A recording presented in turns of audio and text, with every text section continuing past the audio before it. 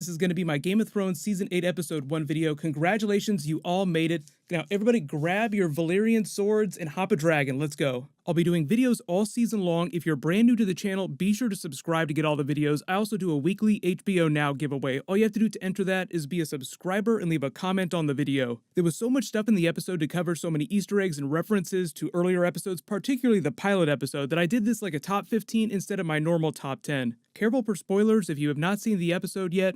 So starting with number 15, the brand new intro sequence, they got a major upgrade to not only the map table that it pans around, but also the astrolabe itself. You notice that the emblems aren't only just the house sigils, they also tell the story of A Song of Ice and Fire. They even reference the dragons and the comet from way back in season 1, if you ever wondered whether or not they would reference the comet again. You also probably picked up on the fact that the intro sequence begins from the Night King's perspective because you start facing south, you crush through the wall. As the camera pans around, you notice the deep blue tiles flipping over on the regular winter tiles, just denoting their path as they come straight down to the last hearth. So the map table itself is telling you where the Night King is going. It's basically telling you the story of the show, episode by episode, like they came down to the last hearth first, then they're turning to Winterfell. The other important thing, too, is that when they take you through each of the bigger locations like Winterfell and King's Landing, you actually go inside the buildings. They particularly denote places like the crypts, because that's where Jon Snow finds the truth about his parents. When you're in King's Landing, they also remind you about the scorpion that's pointing at Balerion the Black Dread's skull underneath the throne room. Just because that's going to be a big threat to Daenerys' dragons this season, because Cersei is still on the opposite side of this. I don't know how effective it'd be against Viserion, since technically he's still dead. I suppose you could do enough damage to his wings with enough scorpion bolts that you could probably bring him down that way.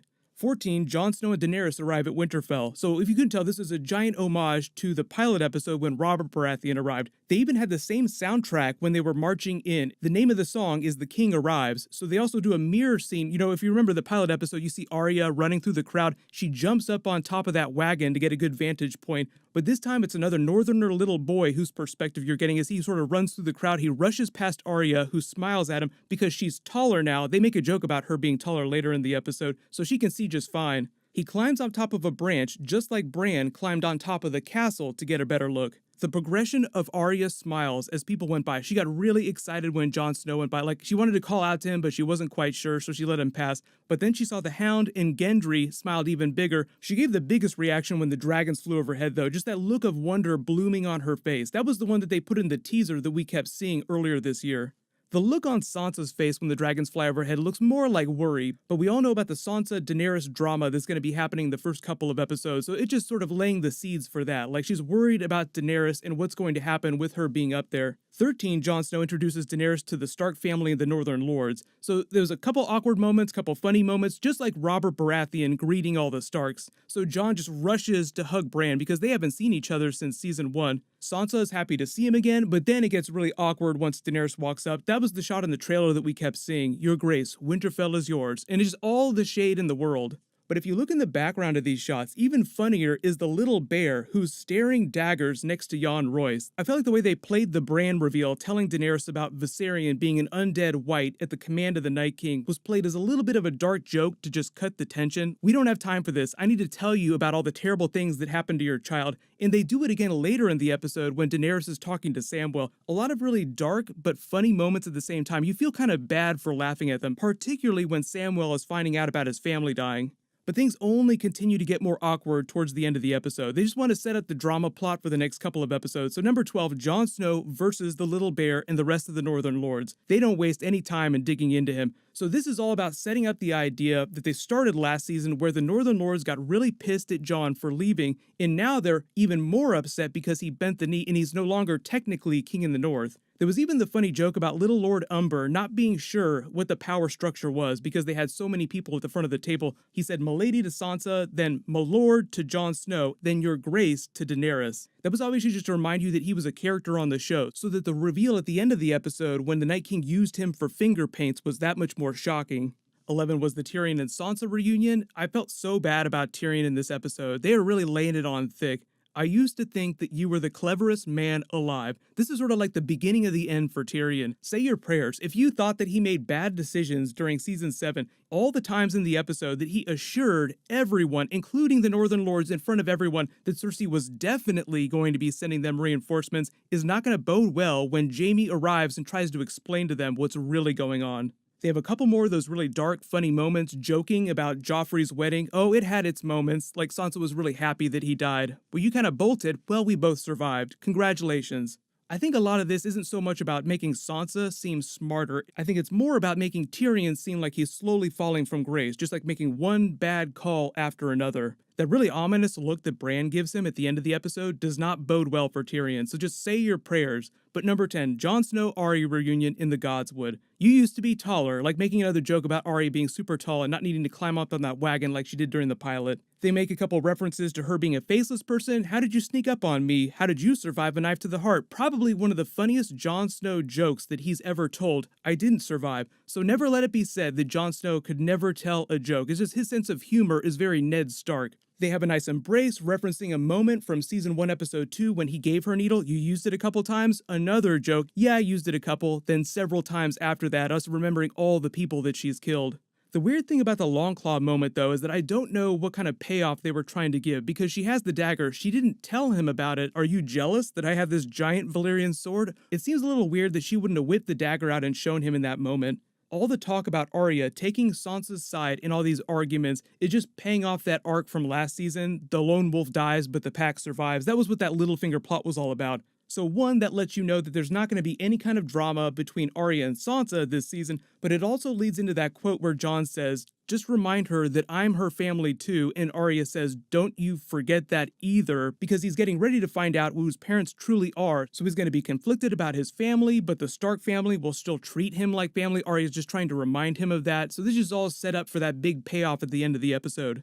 Number 9, the Golden Company arrives at King's Landing. This is also one of those really dark and funny moments because Cersei's got this weird smile on her face, like she's very smug. Qyburn runs up to tell her, Your Grace, it's terrible. The dead have breached the wall, and all she can say is, good, that's great, and walks back in to receive the Golden Company.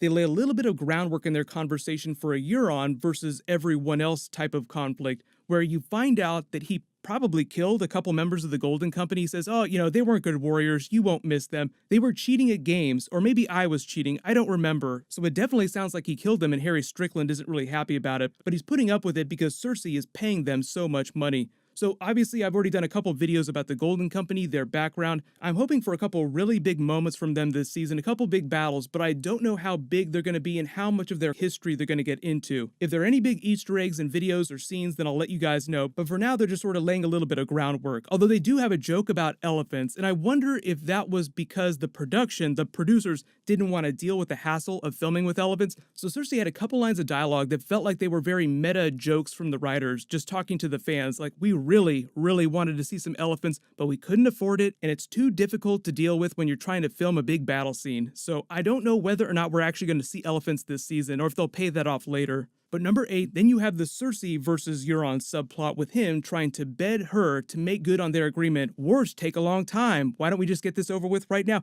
And there's this weird look on her face, like you wonder what her thought process is. Like, is she just trying to keep him under her thumb? Is she worried that he's going to rebel against her? Because she definitely hates him. Do you want to keep your head attached to your body? And then after he leaves, it almost seems like she's going to throw up in her wine glass. So she definitely hates Euron and is trying to outmaneuver him. But number 7, welcome back Bran, who is now officially Team Cersei. Although he does look conflicted about it, he really wants that castle. I think that's the justification from a character standpoint. Love it or hate it, I do love that funny conversation that he has with the girls in his bed. I'm one of the only people that's ever brought down a dragon. That's a big deal. Like, he's trying to remind them about how he's an important person. The comedic timing of this scene with Qyburn is almost perfect, though. I think that was more to pay off the WTF moment at the end when he found out exactly what Cersei wanted him to do. But as the young woman propositions Qyburn, I'm very fond of old men, and he says, oh, poor girl, she's gonna die of pox within the year, and Bran almost chokes on his wine. Which girl are you talking about?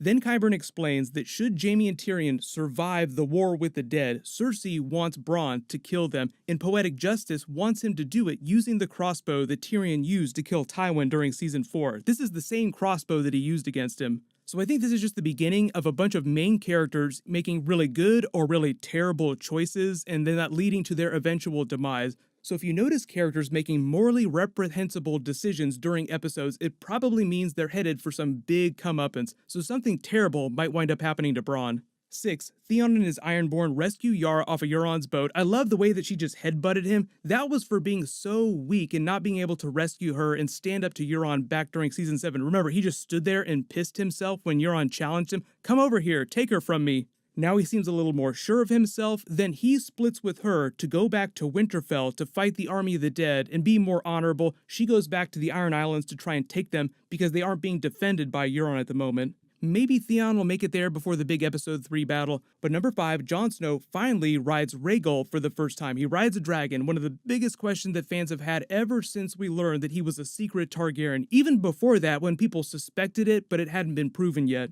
The funny thing about this too is that Rhaegar even cuddles up to him like a puppy before they begin, and they kind of play it for comedy with him flying all over the dragon, but he seems like a natural, and the place where they land is a huge callback to Ygritte in Jon Snow's cave. They even give Daenerys a couple lines of dialogue very similar to what Ygritte said to Jon Snow while they were still in the cave. Don't go, let's stay in this cave forever. Daenerys says, we could stay in here for 1,000 years. And even funnier too was Drogon's reaction to their public display of affection. Like he's just being protective, but Jon Snow, just that look of terror on his face as Drogon gets really protective of her.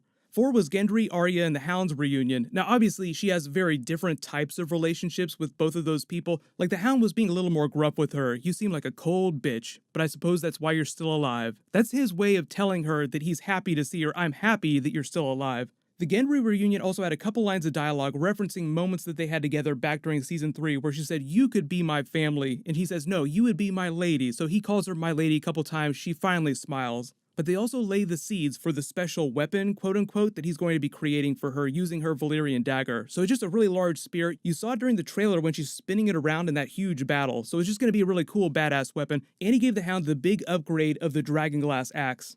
3 was Daenerys' conversation with Samwell that went off the rails so quickly in the most wonderful way possible. The whole reason she sought him out was to thank him for curing Ser Jorah's grayscale during season 7. She makes it sound like she's going to reinstate him as a student in the Citadel or even name him as a full-blown maester. Just something really wonderful. He's really excited, and they start talking about Valyrian swords, and that's how they get to her burning his family. Their timing during this was perfect, but you kind of feel bad for chuckling a little bit. So he says, well, my father's dead, that's awful, but at least my brother's still alive, I'll get to go home. And she's like, nope, can't do that, I burned your brother too. That's when he loses it, but look at Daenerys' reaction. She is stone cold, as if she'd do it again in a heartbeat if she had to. The look on Ser Jorah's face in the background while this is happening is priceless too, but this sort of leads Samwell to talk to Bran in the R+L=J. So number 2, Samwell finally tells Jon the truth about R+L=J. You were never a bastard. So Jon is at Ned Stark's statue trying to make sense of everything, and Sam confronts him about the death of his family, and they try to play it as if they're questioning Daenerys' honor. Also, too, when he tells him the truth about being the true heir to the Iron Throne. Daenerys didn't tell you the truth about what she did to my family. Isn't that interesting? Would Daenerys also set aside her claim to the throne the way that you set aside your crown to bend the knee and save your people by forming this alliance in the first place? It's all just drama that they're building towards in episode 2 and the eventual episode 3 big battle. The rest of the episode is really just a parade of horror-like reactions that different characters have to different situations. Jaime arriving at Winterfell, satisfied with himself, I'm doing the honorable thing, but then immediately noticing Bran and recognizing him. The look of horror and remorse on his face is priceless.